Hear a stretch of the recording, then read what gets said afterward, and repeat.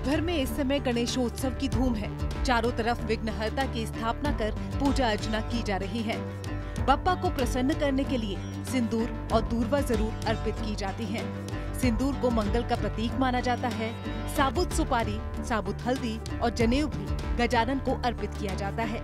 साथ ही मोदक का भोग भी लगाया जाता है। लेकिन धार्मिक मान्यताओं के अनुसार भगवान गणेश को कभी भी तुलसी अर्पित नहीं करनी चाहिए।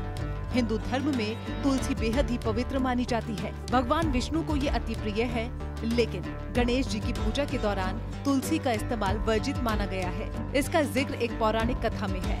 इस पौराणिक कथा के अनुसार एक बार गणेश जी गंगा नदी के किनारे तपस्या कर रहे थे। इसी दौरान धर्मात्मज की कन्या तुलसी विवाह की इच्छा लेकर तीर्थ यात्रा पर निकली।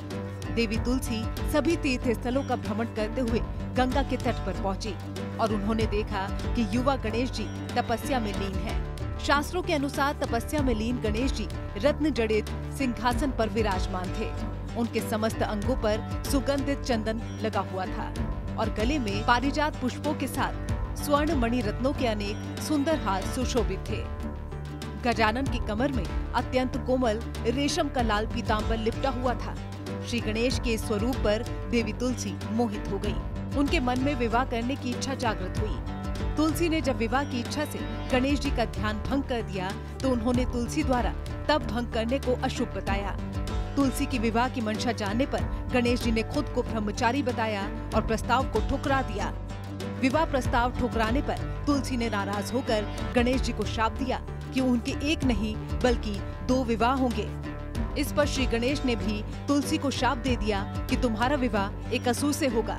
एक राक्षस की पत्नी होने के इस शाप के बारे में सुनकर तुलसी ने गणेश जी से माफी मांगी। इस पर गणेश जी ने तुलसी से कहा कि तुम्हारा विवाह शंखचूर्ण राक्षस से होगा। फिर भी तुम भगवान विष्णु और श्री कृष्ण को प्रिय होने के साथ ही कलयुग में जगत के लिए जीवन और मोक्ष देने वाली होंगी। लेकिन मेरी पूजा में तुलसी चढ़ाना अशुभ माना जाएगा। इसके बाद से ही भगवान गणेश की पूजा में तुलसी चढ़ाना वर्जित माना जाता है।